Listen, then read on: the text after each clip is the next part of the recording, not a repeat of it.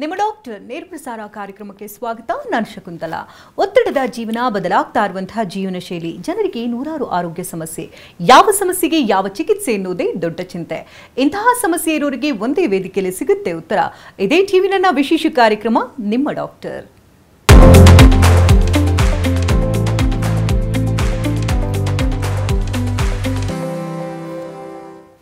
ಬದಲಾಗ್ತಾ ಇರುವಂತಹ ಜೀವನ ಶೈಲಿ ಮತ್ತು ಆಹಾರ ಕ್ರಮದಿಂದ ಅನೇಕ ರೀತಿಯ ಆರೋಗ್ಯ ಸಮಸ್ಯೆಗಳು ಬೆಂಬಿಡದೆ ಕಾಡ್ತಾ ಇದೆ. ಅದರಲ್ಲೂ ಇತ್ತೀಚಿನ ದಿನಮಾನಗಳಲ್ಲಿ ಆರ್ಥರೈಟಿಸ್ ಸಮಸ್ಯೆ ಹೆಚ್ಚಾಗ್ತಾ ಇದೆ. ಈ ಸಂಧಿವಾತ ಸಮಸ್ಯೆಯಿಂದ ಸಾಕಷ್ಟು ಜನ ಬಳಲ್ತಾ ಇದ್ದಾರೆ. ತುಂಬಾ ಜನ ಲೈಫ್ ಸ್ಟೈಲ್ ಅನ್ನ ಚೇಂಜ್ ಮಾಡ್ಕೊಂಡಿದ್ದಾರೆ. ತುಂಬಾ ಜನ ಆಪರೇಷನ್ ಮೊರೆ ಕೂಡ ಹೋಗ್ತಿದ್ದಾರೆ. ಆದರೆ ಇತ್ತೀಚಿನ ದಿನಗಳಲ್ಲಿ ರೋಬೋಟಿಕ್ ಸರ್ಜರಿ ತುಂಬಾನೇ ಫೇಮಸ್ ಆಗ್ತಾ ಇದೆ. ಹಾಗಾದ್ರೆ ಈ ರೋಬೋಟಿಕ್ ಸರ್ಜರಿ ಹೇಗೆ ಕೆಲಸ ಮಾಡುತ್ತೆ, ಎಷ್ಟು ಅಕ್ಯುರೇಟ್ ಆಗಿರುತ್ತೆ, ರೋಬೋಟಿಕ್ ಸರ್ಜರಿ ಮಾಡಿಸ್ಕೊಂಡ ನಂತರದಲ್ಲಿ ಲೈಫ್ ಸ್ಟೈಲ್ ಹೇಗಿರಬೇಕು, ಎಲ್ಲಿ ಮಾಡ್ತಾರೆ, ಇದೆಲ್ಲದರ ಬಗ್ಗೆ ಮಾಹಿತಿಯನ್ನು ಕೊಡೋದಕ್ಕೆ ಅಪೋಲೋ ಸ್ಪೆಷಾಲಿಟಿ ಹಾಸ್ಪಿಟಲ್ನಿಂದ ಡಾಕ್ಟರ್ ರಾಹುಲ್ ಪುರಿ ಅವರು ನಮ್ಮೊಟ್ಟಿಗಿದ್ದಾರೆ, ಕನ್ಸಲ್ಟೆಂಟ್ ಆರ್ಥೋಪೆಡಿಕ್ ಮತ್ತು joint replacement surgeon. Sir, welcome to the show. ಹಾಗೆ ಡಾಕ್ಟರ್ ವೀರೇಶ್ ಪಟಗೆ ಅವರು ಕೂಡ ನಮ್ಮೊಟ್ಟಿಗಿದ್ದಾರೆ, ಕನ್ಸಲ್ಟೆಂಟ್ ಆರ್ಥೋಪೆಡಿಕ್ ಮತ್ತು ಜಾಯಿಂಟ್ ರಿಪ್ಲೇಸ್ಮೆಂಟ್ ಸರ್ಜನ್. ನಮಗೂ ಕೂಡ ಕಾರ್ಯಕ್ರಮಕ್ಕೆ ಸ್ವಾಗತ.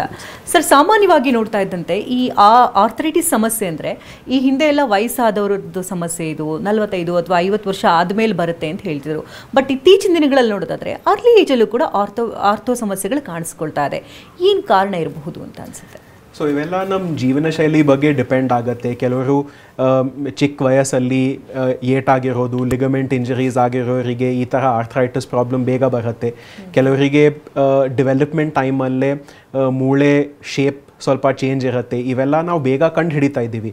ಸೊ ಬೇಗ ನಾವು ಕಾಣ್ತಾ ಇದ್ದೀವಿ ಏಕೆಂದರೆ ಈಗ ನಮ್ಮನ್ನು ಕಂಡು ಹಿಡಿಯೋಕ್ಕೆ ಟೂಲ್ಸ್ ಚೆನ್ನಾಗಿದ್ದಾವೆ. ಮುಂಚೆ CT, MRI ಇಂಥವು ಡಯಾಗ್ನೋಸ್ಟಿಕ್ ಟೂಲ್ಸ್ ಇರ್ತಾ ಇರಲಿಲ್ಲ. ಈಗ MRI, CT ಬಂದಿರೋದರಿಂದ ಇವೆಲ್ಲ ತೊಂದರೆಗಳನ್ನು ನಾವು ಬೇಗ ಕಂಡು ಹಿಡಿತಾ ಇದ್ದೀವಿ. ಅದಕ್ಕೆ ಅರ್ಲಿ ಆರ್ಥರೈಟಿಸ್ ಅನ್ನು ನಾವು ಕಂಡು ಹಿಡಿದು ಅಕಾರ್ಡಿಂಗ್ಲಿ ಟ್ರೀಟ್ಮೆಂಟ್ ಮಾಡೋಕ್ಕಾಗತ್ತೆ ನಮಗೆ ಈಗ. ಅಂದರೆ ಅರ್ಲಿ ಏಜಲ್ಲಿ ಡಿಟೆಕ್ಟ್ ಆಗ್ತಾ ಇರೋದಕ್ಕೆ ಏನು ಕಾರಣ ಇರಬಹುದು? ಹಿಂದೆ ಎಲ್ಲ ಅಂದರೆ ಈಗ 50 ವರ್ಷ ಮೇಲ್ ಬಂತು ಅಂದರೆ ಈ ಮಂಡಿ ಪೇನ್ ಬರುತ್ತೆ, ಹಿಪ್ ರಿಪ್ಲೇಸ್ಮೆಂಟ್, ಇದೆಲ್ಲ ಸಾಮಾನ್ಯವಾಗಿ ಕೇಳ್ತಾ ಇದ್ವಿ. ಬಟ್ ಇವಾಗ ಬೇಗನೆ ಕೇಳ್ತಾ ಇದೆ. ಅಂದರೆ ಇದಕ್ಕೇನಾದರೂ ಆಹಾರದ ಕೊರತೆನಾ, ಲೈಫ್ ಸ್ಟೈಲಿಂದನಾ, ಏನಂತ ಹೇಳ್ತೀರಿ? ಸೊ ಬೇಸಿಕಲಿ ಏನು ನೋಡ್ತಾ ಇದ್ದೀವಿ ನಾವು ಅಂದರೆ ಇವಾಗ ನಮ್ಮದು ಜೀವನ ಶೈಲಿ ತುಂಬ ಬದಲಾಗಿದೆ. ಸೊ ನಾವು ಮುಂಚೆ ಅಷ್ಟು ಆ್ಯಕ್ಟಿವ್ ಆಗಿಲ್ಲ. ಇವಾಗ ನಮ್ಮದು ಲೈಫ್ ತುಂಬಾ ಸೆಡೆಂಟ್ರಿ ಆಗಿಬಿಟ್ಟಿದೆ. ಇವಾಗ ಕೂತ್ಕೊಳ್ಳೋದು, ಕೆಲಸ ಮಾಡೋದು, ಊಟ ಮಾಡೋದು, ಹೋಗೋದು. ಆಮೇಲೆ ವ್ಯಾಯಾಮ ಕೂಡ ನಾವು ಇವಾಗ ಮಾಡ್ತಾ ಇಲ್ಲ. ಸೊ ಮೈ ತೂಕ ಕೂಡ ತುಂಬಾ ಜಾಸ್ತಿ ಆಗ್ತಾಯಿದೆ. ಸೊ ಇವೆಲ್ಲ ಕಾರಣಗಳಿಂದ ಆರ್ಥರೈಟಿಸ್ ಇವಾಗ ನಾವು ಸಣ್ಣ ಏಜಲ್ಲೂ ಕೂಡ ಕಾಣ್ತಾ ಇದ್ದೀವಿ. ಈ ಆರ್ಥರೈಟಿಸ್ ಸಮಸ್ಯೆಗಳು ಕಾಣಿಸ್ಕೊಂಡ ನಂತರದಲ್ಲಿ ಅಂದರೆ ಡಾಕ್ಟರ್ನ ವಿಸಿಟ್ ಮಾಡೋಕ್ಕೂ ಮುಂಚೆ ತುಂಬ ಜನ ಏನಂತಾರೆ, ಈಗ ಮನೆಯಲ್ಲೇ ಏನೋ ಒಂದು ಸಣ್ಣ ಪುಟ್ಟ ಸಮಸ್ಯೆಗಳಿರ್ಬೋದು, 1-2-3 ದಿನ ನೋವು ಕಾಣಿಸ್ಕೊಳ್ಳುತ್ತೆ, ಮನೆಯಲ್ಲೇ ಹೋಮ್ ರೆಮಿಡಿ ಏನಾದರೂ ಮಾಡೋಣ ಅಂತ ತುಂಬ ಜನ ಟ್ರೈ ಮಾಡ್ತಾರೆ. ಅಂದರೆ ಎಷ್ಟು ದಿನಗಳ ಕಾಲ ಪೇಯ್ನ ನಾವು ಬೇರ್ ಮಾಡ್ಬೋದು? ಅಂದರೆ ಮನೆಯಲ್ಲೇ ಟ್ರೀಟ್ಮೆಂಟ್ ತೊಗೊಂಡು ವಾಸಿಯಾಗುತ್ತೆ ಅಥವಾ ಯಾವಾಗ ಡಾಕ್ಟರ್ನ ಕನ್ಸಲ್ಟ್ ಮಾಡಬೇಕು? ಸೊ ಯಾವುದಾದ್ರೂ ಆರ್ಥರೈಟಿಸ್ ಇಲ್ಲಾಂದರೆ ಮೂಳೆ ಕೀಲಲ್ಲಿ ಪ್ರಾಬ್ಲಮ್ ಇದ್ದರೆ ಮೇ ಬಿ 4-5 ಡೇಸ್ ಮ್ಯಾಕ್ಸಿಮಮ್, 1 ವಾರ ವೇಟ್ ಮಾಡಿ ನೋಡ್ಬೋದು. ರೆಸ್ಟ್ ತಗೊಂಡು, ಕೆಲವು over the counter pain killer ತಗೊಂಡು, ಐಸ್ ಪ್ಯಾಕ್ ತಗೊಂಡು ಇಂಪ್ರೂವ್ಮೆಂಟ್ ಅಂಥದ್ದೇನು ಆಗ್ತಾ ಇಲ್ಲ ಅಂದರೆ ಒಂದ್ಸತಿ ತೋರಿಸ್ಕೊಳ್ಳೋದೇ ಬೆಟರ್ ಅನ್ಸುತ್ತೆ. ಈ ಆರ್ಥರೈಟಿಸ್ ಸಮಸ್ಯೆ ಇದೆ ಅಂತ ಅಂದರೆ ಏನಾದರೂ ಟೆಸ್ಟ್ಗಳ ಮುಖಾಂತರವಾಗಿ ತಿಳ್ಕೊಳ್ಬೋದಾ ಅಥವಾ ಸೆಲ್ಫ್ ಅನಲೈಸ್ ಮಾಡ್ಬೋದಾ? ಸೊ ಒಂದ್ಸತಿ ಪೇಷಂಟ್ ನಮ್ಮ ಹತ್ರ ಬಂದಾಗ ಕನ್ಸಲ್ಟೇಷನಿಗೆ ನಾವು ಪೇಷಂಟ್ನ ಕಂಪ್ಲೀಟಾಗಿ ಎಕ್ಸಾಮಿನೇಷನ್ ಮಾಡಿಬಿಟ್ಟು, ಸೊ ಸಿಂಪಲ್ಲಾಗಿ ಎಕ್ಸ್ರೇ ಅಥವಾ ಸಿಂಪಲ್ ಕೆಲವೊಂದು ಬ್ಲಡ್ ಟೆಸ್ಟ್ಗಳಿರ್ತವೆ. ಕೆಲವೊಂದು ಕೇಸಸಲ್ಲಿ ಬೇಕಿದ್ದರೆ MRI. ಸೊ ಈ ಒಂದು ಅದು ಯೂಶ್ವಲಿ ಬ್ಲಡ್ ಟೆಸ್ಟ್ ಮತ್ತು ಎಕ್ಸ್ರೇಲಿ ಗೊತ್ತಾಗ್ಬಿಡುತ್ತೆ ಆರ್ಥರೈಟಿಸ್ ಇದೇನಲ್ಲ ಅಂತ. ಸೊ ಅದು ಈಸಿಯಾಗಿ ಡಯಾಗ್ನೋಸ್ ಮಾಡ್ಬೋದು. ಓಕೆ. ಇತ್ತೀಚಿನ ದಿನಗಳಲ್ಲಂದರೆ AI ತಂತ್ರಜ್ಞಾನದಲ್ಲಿದ್ದೀವಿ. ಈಗ ಎಲ್ಲ ಕಡೆ ನೋಡಿದ್ರು ಕೂಡ ರೋಬೋಟ್ಸ್ ಎಲ್ಲಿ ನಮ್ಮ ಕೆಲಸಗಳೆಲ್ಲ ಕಿತ್ಕೊಬಿಡುತ್ತೋ ಅನ್ನುವಂಥ ಆತಂಕ. ಅದರಲ್ಲೂ ಈಗ ವೈದ್ಯ ಲೋಕಕ್ಕೆ ಇದು ಎಂಟ್ರಿ ಕೊಟ್ಟಿದೆ ಅಂದರೆ ಇನ್ನೂ ಒಂದು ರೀತಿ ಆತಂಕ. ತುಂಬ ಜನ ಈ AI ಎಷ್ಟು ಅಕ್ಯುರೇಟಾಗಿ ಕೆಲಸ ಮಾಡುತ್ತೆ ಅನ್ನೋದ್ರ ಬಗ್ಗೆ ಒಂದು ಆತಂಕ ಇದ್ದೇ ಇರುತ್ತೆ. ಈ ಬಗ್ಗೆ ಏನು ಹೇಳ್ತೀರಿ? ಡೆಫಿನೆಟ್ಲಿ AI ಇಂದ ಇಷ್ಟೊಂದು ಇನ್ಫಾರ್ಮೇಷನ್ ಎಲ್ಲ ಇದೆ. AI ಅದಿನ್ನೂ ಅಕ್ಯುರೇಟ್ ಆಗಿ ಅನಲೈಸ್ ಮಾಡ್ಬೋದು. ಸೊ ಬಟ್ ಮೆಡಿಸಿನಲ್ಲಿ ಹೇಗಂದರೆ ನಾವು ಕ್ವೆಶ್ಚನ್ ಆಫ್ ಲೈಫ್ ಅಂತ ಹೇಳ್ತೀವಿ. ಸೊ ಅದಕ್ಕೆ ಅಕ್ಯುರಸಿ ನಾವು ಕಾಂಪ್ರಮೈಸ್ ಮಾಡೋಕ್ಕಾಗಲ್ಲ. ಸೊ AI ಬೇರೆ ಫೀಲ್ಡ್ಸಲ್ಲಿ ನೋಡಿದರೆ ಅಕ್ಯುರಸಿ ಇಷ್ಟೊಂದು ಬೇಕಿಲ್ಲ ಅಂದರೂ ನಡಿಬೋದು. ಬಟ್ ಮೆಡಿಸಿನಲ್ಲಿ ಅಷ್ಟು ಆ್ಯಕ್ಯುರೇಟ್ ಆಗಿ ಇರಲೇಬೇಕು. ಎಸ್ಪೆಷಲಿ ರೇಡಿಯಾಲಜಿಯಲ್ಲಿ ನಾವು ಕೇಳ್ತಾ ಇದ್ದೀವಿ ಎಕ್ಸ್ರೇಸ್ MRIs ಎಲ್ಲ ಇಂಟರ್ಪ್ರೆಟ್ ಮಾಡೋಕ್ಕೆ ಏನೇನು ಫೈಂಡಿಂಗ್ಸ್ ಇದೆ MRIಯಲ್ಲಿ ಅದು ನೋಡಿಕೊಂಡು ಒಂದು ಡಯಾಗ್ನೋಸಿಸ್ ಕೊಡೋಕ್ಕೆ ಅದರಲ್ಲಿ ಟ್ರೈ ಮಾಡ್ತಾ ಇದ್ದಾರೆ. ಬಟ್ ಎಷ್ಟು ಎಫೆಕ್ಟಿವ್ ಆಗಿರುತ್ತೆ, ಎಷ್ಟು ಆ್ಯಕ್ಯುರೇಟ್ ಆಗಿದೆ ನಮ್ಗೆ ಇನ್ನೂ ಗೊತ್ತಿಲ್ಲ ಅದ್ರ ಬಗ್ಗೆ. ಎಸ್ ವೀರೇಶ್ವರ, ಈಗ ತುಂಬ ಜನ ಏನಂದರೆ ಈಗ ಡಾಕ್ಟರ್ ಹತ್ರ ಹೋಗೋದಕ್ಕೆ ಒಂದು ಭಯ ಏನಂತಂದರೆ ಹೋದ ತಕ್ಷಣ ಸರ್ಜರಿ ಹೇಳ್ಬಿಡ್ತಾರೆ ಅನ್ನೋದೊಂದು ಭಯ ಅಂತೂ ಇದ್ದೇ ಇರುತ್ತೆ. ಅಂದರೆ ಈ ಹಿಂದೆ ಎಲ್ಲ ಸರ್ಜರಿ ಮಾಡ್ತಿದ್ದಂಥ ವಿಧಾನಕ್ಕೂ ಈ ರೋಬೋಟಿಕ್ ಸರ್ಜರಿಗೂ ತುಂಬಾ ಡಿಫ್ರೆನ್ಸ್ ಇದೆ ಅಂತ ಹೇಳ್ಬೋದು. ಏನು ಹೇಳ್ತೀರಿ ಈ ಬಗ್ಗೆ? ಸೊ ಫಸ್ಟ್ ಥಿಂಗ್ ಕ್ಲಿಯರಾಗಿ ಮಾಡಿಬಿಡ್ತೀವಿ. ಸೊ ಎಲ್ಲ ಜಾಯಿಂಟ್ಸ್ ಪೇನಿಗೆ ಸರ್ಜರಿ ಬೇಕಾಗಿಲ್ಲ. ಓಕೆ, ಸೊ ಪೇಷಂಟ್ ನಮ್ಮ ಹತ್ರ ಬಂದಾಗ ನಾವೊಂದು ಸಿಂಪಲ್ ಎಕ್ಸ್ರೇ ಮಾಡಿ ನೋಡಿದಾಗ ಯಾವ ಸ್ಟೇಜಲ್ಲಿದೆ ಆರ್ಥರೈಟಿಸ್ ಅಂತ ಗೊತ್ತಾಗುತ್ತೆ. ಸೊ ಯೂಶಲಿ ಅರ್ಲಿ ಸ್ಟೇಜಸ್ಸಲ್ಲಿ ಯಾವುದು ಸರ್ಜರಿ ಬೇಕಾಗಲ್ಲ. ಜಾಯಿಂಟ್ ರಿಪ್ಲೇಸ್ಮೆಂಟ್ ಸರ್ಜರಿ ಅಂತ ನಾವೇನು ಅಡ್ವೈಸ್ ಮಾಡ್ತೀವಿ ಅದು ಲಾಸ್ಟ್ ಸ್ಟೇಜ್, ಗ್ರೇಡ್ 4 ಆರ್ಥರೈಟಿಸ್ ಅಂತ ಏನು ಹೇಳ್ತೀವಿ. ಸೊ ಆ ಕೇಸಸ್ಸಿಗೆ ಮಾತ್ರ ಅಷ್ಟೇ ಜಾಯಿಂಟ್ ರಿಪ್ಲೇಸ್ಮೆಂಟ್ ಸರ್ಜರಿ ಮಾಡೋದು. ಬೇರೆ ಅರ್ಲಿ ಆರ್ಥರೈಟಿಸಿಗೆಲ್ಲ ಮೆಡಿಸಿನ್ಸು, ಎಕ್ಸಸೈಸು, ವೇಟ್ ರಿಡಕ್ಷನ್ ಇದರಿಂದೆಲ್ಲ ಟ್ರೀಟ್ ಮಾಡ್ತೀವಿ. ಸೊ ರೋಬೋಟಿಕ್ ಸರ್ಜರಿ ಇವಾಗ ಹೇಗೆ ಕನ್ವೆನ್ಷನಲ್ ಸರ್ಜರಿಯಿಂದ ಡಿಫ್ರೆಂಟ್ ಏನಪ್ಪ ಅಂದರೆ, ರೋಬೋಟಿಕ್ ಸರ್ಜರಿ ಅನ್ನೋದು ಒಂದು ತುಂಬ advanced computer technology.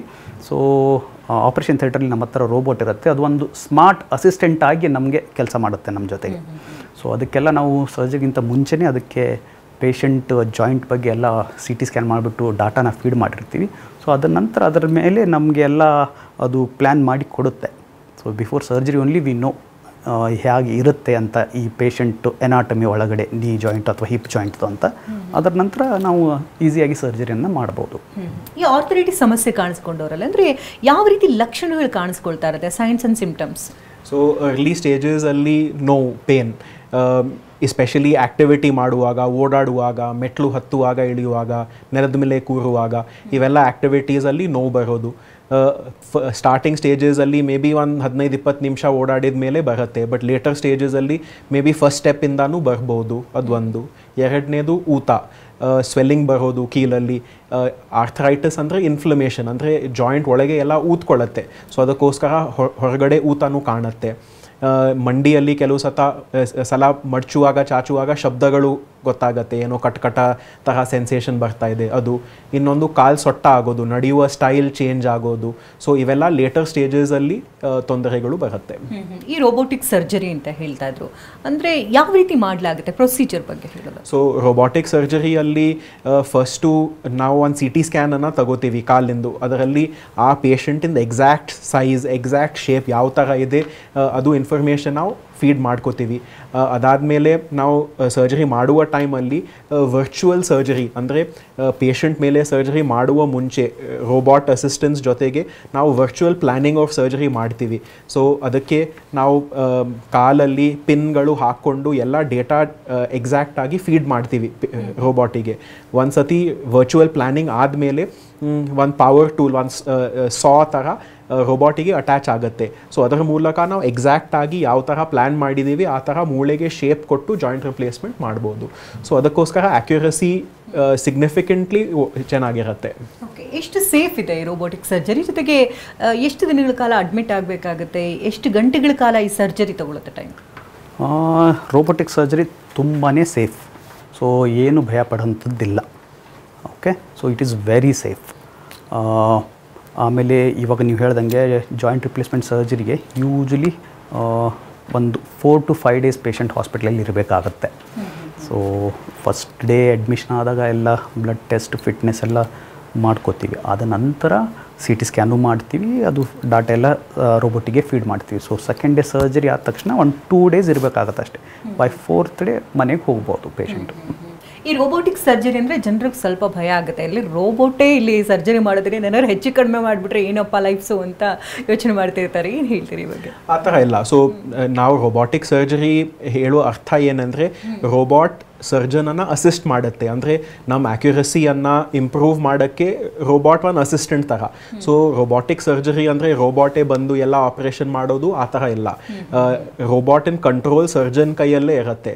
So surgeon ರೋಬೋಟಿನ ಮೂಲಕ ಆ್ಯಕ್ಯುರೇಟ್ ಸರ್ಜರಿ ಮಾಡೋಕ್ಕೆ ಸಹಾಯತೆ ಮಾಡುತ್ತೆ. ಈಗ ನಾರ್ಮಲ್ ಸರ್ಜರಿಗೂ ಮತ್ತು ರೋಬೋಟಿಕ್ ಸರ್ಜರಿಗೂ ಏನು ಡಿಫ್ರೆನ್ಸ್ ಇದೆ ಅಂತೀರಿ? ಸೊ ಕನ್ವೆನ್ಷನಲ್ ಸರ್ಜರಿಯಲ್ಲಿ ನಾವು ಬೋನಿ ಲ್ಯಾಂಡ್ ಮಾರ್ಕ್ಸ್ ಅಂದರೆ ಪೇಷಂಟ್ ಕಾಲಲ್ಲಿರುವ ಯಾವ ಮೂಳೆ ನಾವು ಟಚ್ ಮಾಡಿ ಫೀಲ್ ಮಾಡಿ ಗೊತ್ತಾಗ್ಬೋದು, ಅದನ್ನು ನೋಡಿಕೊಂಡು ನಾವು ಜಿಗ್ಸ್ ಅಂದರೆ ಒಂದು ಸ್ಲಾಟ್ ಥರ ಫಿಕ್ಸ್ ಮಾಡ್ತೀವಿ.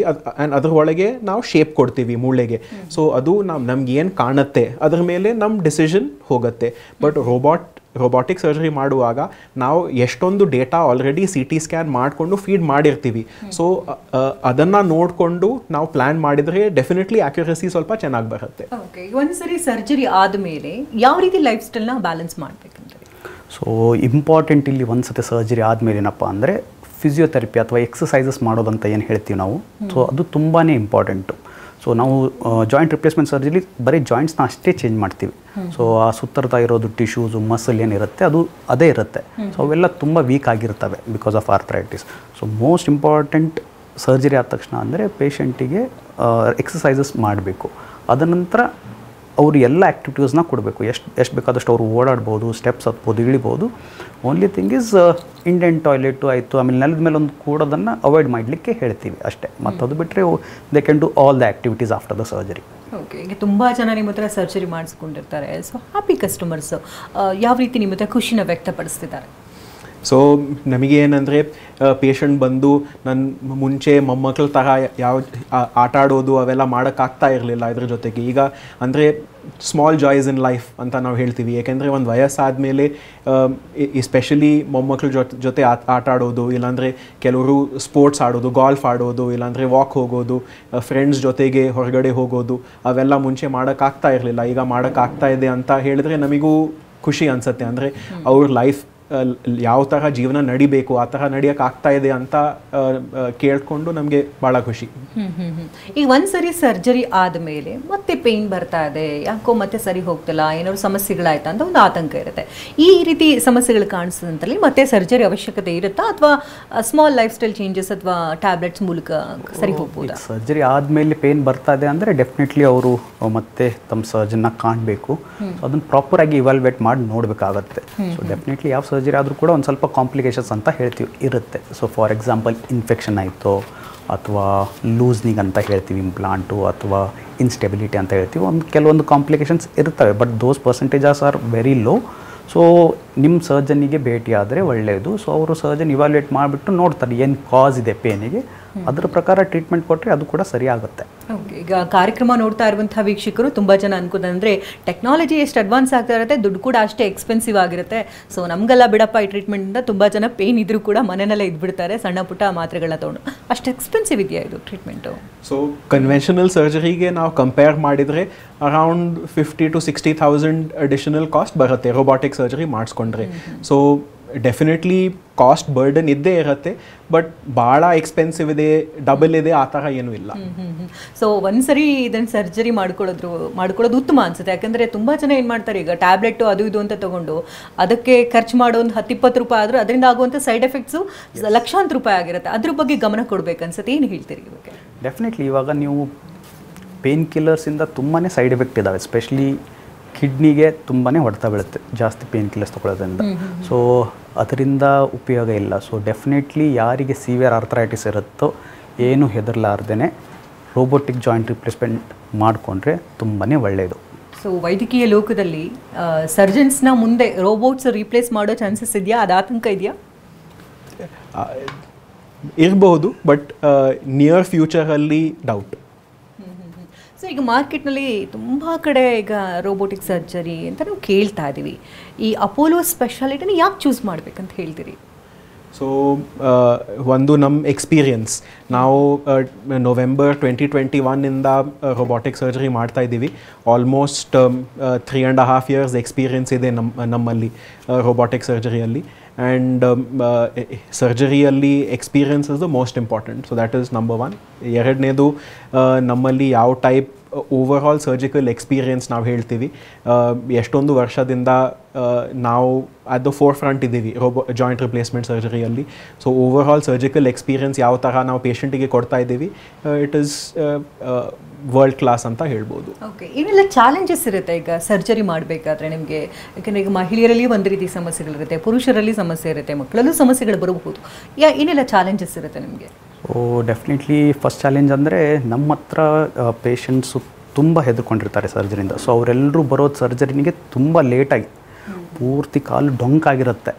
ಸೊ ಸಿವಿಯರ್ ಡಿಫಾರ್ಮಿಟಿ ಅಂತ ಹೇಳ್ತೀವಿ ನಾವು. ಸೊ ಅಂಥ ಕೇಸಸ್ ಬಂದೋದ್ರಲ್ಲಿ that is a very complex case for us to do. So ಅಂಥ ಕೇಸಸನ್ನು ಡೆಫಿನೆಟ್ಲಿ ರೋಬೋಟಿಕ್ ಸರ್ಜರಿಯಿಂದ ಭಾಳ ಸಿಂಪಲ್ಲಾಗಿ ಮಾಡ್ಬೋದು. ಸೊ ಆ ಥರದ್ದು ಪೇಷಂಟ್ಸು. ಸೊ ಅವರು ಭಯಪಟ್ಟು ನೋವು ತಿಂದು 10 ವರ್ಷ 15 ವರ್ಷ ಆದ ತಕ್ಷಣ ಬರ್ತಾರೆ. ಸೊ ಸಿವಿಯರ್ ಡಿಫಾರ್ಮಿಟಿ ಅಂತ ಹೇಳ್ತೀವಿ ನಾವು. ಸೊ ಅಂಥ ಕೇಸಸ್ ಎಲ್ಲ ಒಂದು ಸ್ವಲ್ಪ ಕಾಂಪ್ಲಿಕೇಟೆಡ್ ಇರ್ತವೆ, but still we can manage it nicely. ಕೇಸಿಗೆ ಏನಾದ್ರು ನೆಗ್ಲೆಕ್ಟ್ ಮಾಡ್ತಿದ್ದಾರೆ, ಈಗ ಹಿಪ್ ರಿಪ್ಲೇಸ್ಮೆಂಟ್ಗೂ ನೋಡ್ತಿರ್ತೀವಿ, ನೀ ರಿಪ್ಲೇಸ್ಮೆಂಟ್ ಇರ್ತೀವಿ, ಮಂಡಿ ಕಾಲು ಜೊತೆಗೆ ಪಾದಗಳಲ್ಲೂ ಕೂಡ ಸಮಸ್ಯೆಗಳನ್ನ ಕಾಣ್ತಾ ಇರ್ತೀವಿ. ತುಂಬ ಜನ ನೆಗ್ಲೆಕ್ಟ್ ಮಾಡಿಬಿಡ್ತಾರೆ, ತುಂಬ ದಿನಗಳಾದಮೇಲೆ 4th ಸ್ಟೇಜ್ ಅಂತ ಬರ್ತಾರೆ. ಆಗ ಸರ್ಜರಿ ಹೋಗೋದ್ರ ಬದಲು ಮುಂಚೆನೇ ಎಚ್ಚೆತ್ಕೊಳ್ಳೋದು ಹೇಗೆ ಅಂತ? ಎಸ್. ಸೊ ಇವಾಗ ಯಾರಿಗೆ ಒಂದು ಸತಿ ಅರ್ಥ್ರೈಟಿಸ್ ಅಂತ ಡಯಾಗ್ನೋಸ್ ಮಾಡಿದ್ದಾರೆ, ಯಾರು ಅರ್ಲಿ ಸ್ಟೇಜಸ್ಸಲ್ಲಿದ್ದಾರೆ ಅಂತ ಗೊತ್ತಾಗುತ್ತೆ. ಸೊ ಡೆಫಿನೆಟ್ಲಿ ಅವಾಗಿಂದನೇ ಅವರು ತಮ್ಮ ಜೀವನ ಶೈಲಿಯಲ್ಲಿ ಬದಲಾವಣೆ ಮಾಡಲಿಕ್ಕೆ ಸ್ಟಾರ್ಟ್ ಮಾಡಬೇಕು. First thing diet. So low carbohydrate diet ಅಂತ ಏನು ಹೇಳ್ತೀವಿ ನಾವು. ಸೊ ಶುಗರು, ರೈಸು ಇದನ್ನೆಲ್ಲ ಕಡಿಮೆ ಮಾಡಬೇಕು. ಸೊ ಪ್ರೋಟೀನ್ ರಿಚ್ ಡಯಟ್ ತೊಗೋಬೇಕು, ಲೋ ಕಾರ್ಬ್ ಡಯಟ್ ತೊಗೋಬೇಕು. ನೆಕ್ಸ್ಟ್ ರೆಗ್ಯುಲರ್ ಎಕ್ಸಸೈಸಸ್ ಮಾಡಿಬಿಟ್ಟು ವೇಟ್ನ ಕಡಿಮೆ ಮಾಡಬೇಕು ಮತ್ತು ಮಸಲ್ ಸ್ಟ್ರೆಂತ್ನ ಇಂಪ್ರೂವ್ ಮಾಡ್ಕೋಬೇಕು. ಆ್ಯಂಡ್ ನಿಮ್ಮ ಸೆಡೆಂಟ್ರಿ ಲೈಫ್ ಸ್ಟೈಲ್ನ ಚೇಂಜ್ ಮಾಡಬೇಕು. You have to become more active. ಮತ್ತು ಏನೇ ಬ್ಯಾಡ್ ಹ್ಯಾಬಿಟ್ಸ್ ಇದ್ದರೂ ಕೂಡ ಡೆಫಿನೆಟ್ಲಿ ಅದನ್ನೆಲ್ಲ ಸ್ಟಾಪ್ ಮಾಡಬೇಕು, ಲೈಕ್ ಸ್ಮೋಕಿಂಗ್ ಆ್ಯಂಡ್ ಆಲ್ಕೋಹಾಲ್. ಇದರಿಂದ definitely you can prolong the progression of the disease. ಈಗ ತುಂಬ ಜನ ಹೇಳ್ತಿರ್ತಾರೆ, ತುಂಬ ಓವರ್ ವೆಯ್ಟ್ ಆದರೆ ಕಾಲಕ್ಕೆ ಮೇಲೆ ತುಂಬ ಪ್ರೆಷರ್ ಬೀಳುತ್ತೆ, ಅದರಿಂದ ಸಮಸ್ಯೆಗಳು ಹೆಚ್ಚಾಗುತ್ತೆ ಅಂತ. ಸೊ ಸಮಸ್ಯೆಯ ಮೂಲ ಕಾರಣ ತಿಳ್ಕೊಳ್ಳೋದು ತುಂಬ ಇಂಪಾರ್ಟೆಂಟ್ ಆಗುತ್ತೆ. ಯಾವುದೇ ಒಂದು ರೋಗಕ್ಕೆ ಡಯಾಗ್ನೋಸ್ ಮಾಡೋದು ತುಂಬ ಇಂಪಾರ್ಟೆಂಟ್ ಆಗುತ್ತೆ. ನಿಮ್ಮ ಹತ್ರ ಬಂದಂಥ ಸಂದರ್ಭದಲ್ಲಿ ಪೇಷಂಟ್ ಯಾವ ರೀತಿ ಡಯಾಗ್ನೋಸ್ ಮಾಡ್ತಾರೆ? ಸೊ ಆರ್ಥ್ರೈಟಿಸ್ ಅಂದರೆ ಜಾಯಿಂಟಲ್ಲಿ ಸೌದು ಹೋಗೋದನ್ನು ನಾವು ಆರ್ಥ್ರೈಟಿಸ್ ಅಂತ ಹೇಳ್ತೀವಿ. ಸೊ ಆ ಸೌದು ಹೋಗುವ ಕಾರಣ ನಮಗೆ ಗೊತ್ತಾಗಬೇಕು. ಕೆಲವು ಸತಿ ನಾವು ಜನರಲಿ ನೋಡುವ ಆರ್ಥ್ರೈಟಿಸ್ ಆಸ್ಟಿಯೋ ಆರ್ಥ್ರೈಟಿಸ್ ಅಂದರೆ ಪ್ರೈಮರಿ ಆರ್ಥ್ರೈಟಿಸ್. ಅದು ನಾವು ಹೇಳಿದ ಪ್ರಕಾರ overweight, sedentary lifestyle, poor muscle ಸ್ಟ್ರೆಂತಿಂದ ಆ ಥರ ಆಗುತ್ತೆ. ಇನ್ನೊಂದು ಟೈಪ್ ಆಫ್ ಆರ್ಥ್ರೈಟಿಸ್ ನಾವು ಇನ್ಫ್ಲಮೇಟರಿ ಆರ್ಥ್ರೈಟಿಸ್ ಅಂತ ಹೇಳ್ತೀವಿ. ಸಾಮಾನ್ಯವಾಗಿ ವಾಯು ಅಂತ, ರುಮಟಾಯ್ಡ್ ಆರ್ಥ್ರೈಟಿಸ್. ಅದರಲ್ಲಿ ಬಾಡಿಯಲ್ಲಿ ಕೆಲವು ಪ್ರೋಟೀನ್ಗಳು ಇರುತ್ತೆ, ಅದರಿಂದ ಜಾಯಿಂಟನ್ನು ಸೌದು ಹೋಗುತ್ತೆ. ಇನ್ನೊಂದು ಆಂಕೈಲೋಸಿಂಗ್ ಸ್ಪಾಂಡಿಲೋಸಿಸ್ ಅಂತ ಹೇಳ್ತೀವಿ. ಸೊ ಅದರಲ್ಲಿ ಜಾಯಿಂಟ್ ಸ್ಟಿಫ್ ಆಗಿಬಿಡುತ್ತೆ, ಮೂವ್ಮೆಂಟ್ ಅಷ್ಟೊಂದು ಬರಲ್ಲ. ಸೊ ಗೌಟ್, ಯಾರಿಗೆ ಯೂರಿಕ್ ಆ್ಯಸಿಡ್ ಅಂಶ ಬಾಡಿಯಲ್ಲಿ ಜಾಸ್ತಿ ಇರುತ್ತೆ ಅವ್ರಿಗೂ ಆರ್ಥ್ರೈಟಿಸ್ ಆಗ್ಬೋದು. ಯಾರಿಗೆ ಫ್ರ್ಯಾಕ್ಚರ್ ಆಗಿ ಲಿಗಮೆಂಟ್ ಇಂಜರಿ ಆಗಿ ಆರ್ಥ್ರೈಟಿಸ್ ಆಗ್ಬೋದು. ಅದಕ್ಕೆ ನಾವು ಪೋಸ್ಟ್ ಟ್ರಾಮ್ಯಾಟಿಕ್ ಆರ್ಥ್ರೈಟಿಸ್ ಅಂತ ಹೇಳ್ತೀವಿ. ಸೊ ಆರ್ಥ್ರೈಟಿಸ್ ಯಾವ ಕಾರಣದಿಂದ ಆಗ್ತಾ ಇದೆ ಅದು ಗೊತ್ತಾಗೋಕ್ಕೆ ಎಕ್ಸ್ರೇ, ಕೆಲವು ಬ್ಲಡ್ ಟೆಸ್ಟು, ಕೆಲವು MRI, ರೇರ್ಲಿ ಬಯೋಪ್ಸಿ. ಇನ್ಫೆಕ್ಷನ್ಸಲ್ಲೂ ಆಗ್ಬೋದು. TB ಕಾಯಿಲೆ ಮಂಡಿಯಲ್ಲಿ ಇಲ್ಲಾಂದರೆ ಹಿಪ್ಪಲ್ಲಿ ಬಂದು TB ಆರ್ಥ್ರೈಟಿಸ್ ಆಗ್ಬೋದು.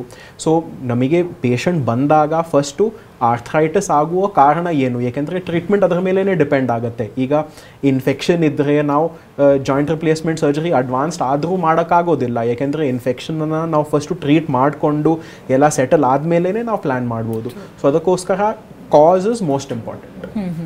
ಈಗ ತುಂಬ ಜನ ಹೇಳ್ತಿರ್ತಾರೆ ಫುಡ್ಡಿಂದ ಕೂಡ ಮೂಳೆ ಮೇಲೆ ನೇರವಾದ ಪರಿಣಾಮಗಳು ಬೀಳ್ತಾ ಇದೆ, ಮೂಳೆ ಸವೆತಗಳಾಗ್ತಾ ಇರೋದು ಅಥವಾ ಪೊಳ್ಳಾಗ್ತಾ ಇರೋದು ಕೂಡ ನ್ಯೂಟ್ರಿಷನ್ ಇಲ್ಲದೆ ಇರೋಂಥ ಫುಡ್ಗಳನ್ನ ತಿಂತಾ ಇರೋದ್ರಿಂದ. ಸೊ ಯಾವ ಫುಡ್ಗಳನ್ನ ಕಂಪ್ಲೀಟಾಗಿ ಅವಾಯ್ಡ್ ಮಾಡಬೇಕು, ಯಾವ ಫುಡ್ಡನ್ನು ಯಥೇಚ್ಛವಾಗಿ ತಿನ್ನಬೇಕಂತಾರೆ? ಸೊ ಡೆಫಿನೆಟ್ಲಿ ತುಂಬ ಪ್ರೊಸೆಸ್ಡ್ ಫುಡ್ನ ಕಂಪ್ಲೀಟಾಗಿ ಅವಾಯ್ಡ್ ಮಾಡಿದರೆ ಬೆಟರು.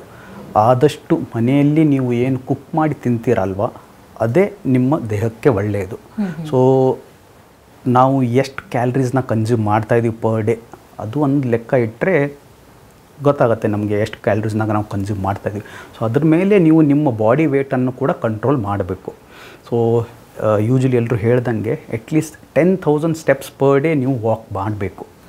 ಆಮೇಲೆ ಒಂದು ಸ್ವಲ್ಪ ಬೋನ್ಸ್ ಸ್ಟ್ರಾಂಗ್ ಆಗಬೇಕಪ್ಪ ಅಂದರೆ ಡೆಫಿನೆಟ್ಲಿ ಮಸಲ್ ಸ್ಟ್ರೆಂಥಿಂಗ್ ಎಕ್ಸಸೈಸ್ ಅಂತ ಹೇಳ್ತೀವಿ ಅಥವಾ ವೇಟ್ ಟ್ರೈನಿಂಗ್ ಅಂತ ಹೇಳ್ತೀವಿ. So definitely some sort of weight lifting ಮಾಡಿದ್ರೇ bone and muscle health will be good. Hip replacement ಅಂತ ಕೇಳ್ತೀವಿ. ತುಂಬ ಜನ ಇದ್ದಕ್ಕಿದ್ದಂತೆ ಸ್ನಾನ ಮಾಡೋಕ್ಕೋ ಅಥವಾ ಅಡುಗೆ ಮನೆಯಲ್ಲಿದ್ದಾಗಲೂ ಸಡನ್ ಆಗಿ ಏನೋ ಸ್ಕಿಪ್ ಆಗಿಬಿಡ್ತಾರೆ. ಸ್ಕಿಡ್ ಆಗಿ ಬಿದ್ದಂಥ ಸಂದರ್ಭದಲ್ಲಿ ಇದ್ದಕ್ಕಿದ್ದಂತೆ ಇಂಜುರಿ ಆಗಿಬಿಡುತ್ತೆ. ಯಾವುದೇ ರೀತಿ ಸಮಸ್ಯೆಗಳಿರೋದಿಲ್ಲ, ಏನೂ ಕಾಣಿಸ್ಕೊಳ್ತಾರಲ್ಲ, ಇದ್ದಕ್ಕಿದ್ದಂತೆ ಆ ರೀತಿ ಆಗುತ್ತೆ. ಯಾಕೆ ಆ ರೀತಿ ಆಗ್ತಾರೆ? ಸೊ ಇದು ಸಾಮಾನ್ಯವಾಗಿ 60-70s ಆ ವಯಸ್ಸಲ್ಲಿ ನಾವು ನೋಡ್ತೀವಿ. ಯಾಕೆಂದರೆ ಎಸ್ಪೆಷಲಿ ಲೇಡೀಸಿಗೆ ಪೋಸ್ಟ್ ಮೆನೋಪಾಸ್ ಟೈಮಲ್ಲಿ ಆಸ್ಟಿಯೋಪೋರೋಸಿಸ್ ಬರೋದು ಭಾಳನೇ ಕಾಮನ್.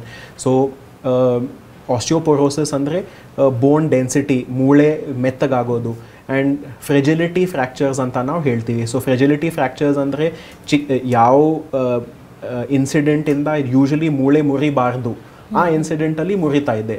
ಸೊ ನಾವು ಕೇಳ್ತೀವಿ ಕೆಲವು ಸತಿ ಸೋಫಾ ಮೇಲೆ ಕೂತ್ಕೊಂಡು ಏಳುವಾಗ ಸಡನ್ನಾಗಿ ಟ್ವಿಸ್ಟ್ ಆಗುತ್ತೆ, ಮೂಳೆ ಮುರಿಯುತ್ತೆ. ಇಲ್ಲಾಂದರೆ ವಾಶ್ರೂಮಲ್ಲಿ, ಯಾಕೆಂದರೆ ಅಲ್ಲಿ ಸ್ವಲ್ಪ ಸ್ಲಿಪರಿ ಇರುತ್ತೆ, ನೀರಿರುತ್ತೆ, ಸೊ ಬ್ಯಾಲೆನ್ಸ್ ಅಷ್ಟೊಂದು ಚೆನ್ನಾಗಿರಲ್ಲ. ಸೊ ಅಲ್ಲಿ ಹೋಗುವಾಗ ಇಲ್ಲಾಂದರೆ ಹೊರಗೆ ಬರುವಾಗ ಕಾಲು ಸ್ಲಿಪ್ ಆಗಿ ಮುರಿಯೋದು. ಸೊ ಇದು ಆಸ್ಟಿಯೋಪೊರೋಸಿಸನ್ನು ಟ್ರೀಟ್ ಮಾಡೋದು ಭಾಳನೇ ಮುಖ್ಯ. ಸೊ ಸ್ಪೆಷಲಿ ಪೋಸ್ಟ್ ಮೆನೋಪಾಸ್ ಇರುವ ಲೇಡೀಸಿಗೆ, gents above the age of 65-70 bone density ಟೆಸ್ಟನ್ನು ರೆಗ್ಯುಲರ್ ಆಗಿ ಮಾಡ್ತಾ ಇರಬೇಕು. ಬೋನ್ ಡೆನ್ಸಿಟಿ ಟೆಸ್ಟಲ್ಲಿ ಗೊತ್ತಾಗುತ್ತೆ ಮೂಳೆ ಎಷ್ಟು ಸ್ಟ್ರಾಂಗ್ ಇದ್ದಾವೆ. ಅಕಾರ್ಡಿಂಗ್ಲಿ ಮೆಡಿಕೇಷನ್ಸ್ ಬೇಕಿದ್ರೆ ಸ್ಟಾರ್ಟ್ ಮಾಡ್ಬೋದು. ಅಟ್ಲೀಸ್ಟ್ ಬೇಸಿಕ್ ಮೂಳೆ ಮತ್ತು ಮಸಲ್ ಸ್ಟ್ರೆಂತಿಗೆ 5 ನ್ಯೂಟ್ರಿಯೆಂಟ್ಸ್ ಭಾಳನೇ important. Protein, calcium, vitamin D, vitamin B12 ಇವೆಲ್ಲ ರೆಗ್ಯುಲರ್ ಆಗಿ ತಗೊಳ್ಳೇಬೇಕು ಆ್ಯಸ್ ಸಪ್ಲಿಮೆಂಟ್ಸ್. ಇದ್ರ ಜೊತೆಗೆ ಎಕ್ಸಸೈಸ್ಗಳು ಮಾಡೋದು. ಸೊ ಇವೆಲ್ಲ ಫೈನಲಿ ವೀಕ್ಷಕರಿಗೆ ಏನು ಹೇಳ ಬಯಸ್ತೀವಿ? ಸೊ ವೀಕ್ಷಕರಿಗೆ ಏನು ಹೇಳೋದು ಅಂದರೆ, ನಿಮಗೆ ಯಾವುದೇ ಥರದ್ದು ಜಾಯಿಂಟ್ ಪೇನ್, ನೀ ಅಥವಾ ಹಿಪ್ ಆಗಿರಲಿ, ಸೊ ಅದು ತುಂಬ ದಿನದಿಂದ ನಿಮಗೆ ಅದನ್ನು ಕಾಡ್ತಾ ಇದ್ದರೆ ದಯವಿಟ್ಟು ಏನು ಹೆದರ್ಕೊಳ್ಳಾರ್ದನ್ನು ನಿಮ್ಮ ವೈದ್ಯರನ್ನು ಕಾಣಿ. ಅವರು ಪರೀಕ್ಷೆ ಮಾಡಿಬಿಟ್ಟು ಎಕ್ಸ್ರೇ ಬೇಕಾಗಿದ್ದರೆ ಎಕ್ಸ್ರೇ ಮಾಡಿಬಿಟ್ಟು ನೋಡಿ ನಿಮಗೆ ಸರಿಯಾದ ಅಡ್ವೈಸನ್ನು ಕೊಡ್ತಾರೆ. ಮತ್ತು ಜಾಯಿಂಟ್ ರಿಪ್ಲೇಸ್ಮೆಂಟ್ ಸರ್ಜರಿ ಬಗ್ಗೆ ಏನು ಭಯ ಪಡುವಂಥದ್ದಿಲ್ಲ. It is very safe, totally safe. ಇಷ್ಟೊತ್ತು ಕಾರ್ಯಕ್ರಮಕ್ಕೆ ಆಗಮಿಸಿ ಹಲವು ಮಾಹಿತಿಯನ್ನು ತಿಳಿಸ್ಕೊಟ್ರಿ ರೋಬೋಟಿಕ್ ಸರ್ಜರಿ ಬಗ್ಗೆ. ಧನ್ಯವಾದಗಳು ತಮ್ಮಿಬ್ಬರಿಗೂ. Thank you. ವೀಕ್ಷಕರೇ, ಡಾಕ್ಟರ್ ರಾಹುಲ್ ಹಾಗೂ ಡಾಕ್ಟರ್ ವೀರೇಶ್ ಅವ್ರನ್ನ ಭೇಟಿಯಾಗಬೇಕಂದ್ರೆ ಅಡ್ರೆಸ್ ಪ್ಲೇಟ್ ಈ ರೀತಿ ನೋಟ್ ಮಾಡಿಕೊಡಿ. Apollo speciality hospital, Madhava park circle ಹತ್ತಿರ, 3ನೇ ಬ್ಲಾಕ್, ಜಯನಗರ, ಬೆಂಗಳೂರು. ದೂರವಾಣಿ ಸಂಖ್ಯೆ ಈ ರೀತಿದೆ: 9019963161.